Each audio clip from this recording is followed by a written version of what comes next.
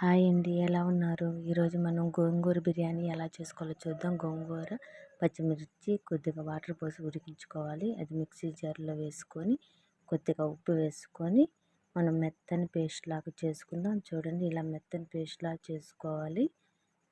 అలాగే 2 కప్పుల బియ్యాన్ని తీసుకొని శుభ్రంగా కడిగి గంట సేపు నానబెట్టుకోవాలి.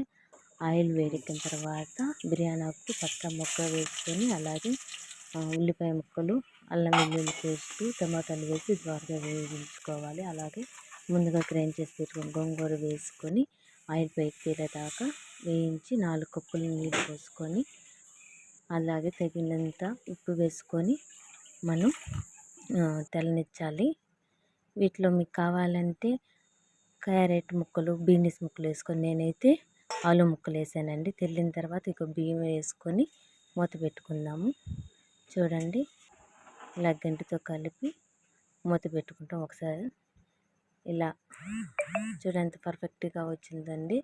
దీన్ని మనము సర్వింగ్ ప్లేట్లోకి తీసుకొని జీడిపప్పు, ఆనియన్స్తో గార్నిష్ చేసుకొని పెరుగులో నంచుకుంటే చాలా బాగుంటుందండి. ఈ టేస్ట్ అయితే చాలా బాగుంటుంది. మీరు కూడా ఒకసారి ట్రై చేసి చూడండి.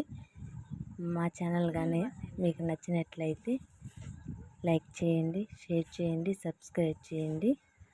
ఈ బిర్యానీ ఎలా ఉందో మీరు కూడా కామెంట్ బాక్స్లో కామెంట్ చేయాలని కోరుకుంటున్నాను. థ్యాంక్ యూ సో మచ్ అండి.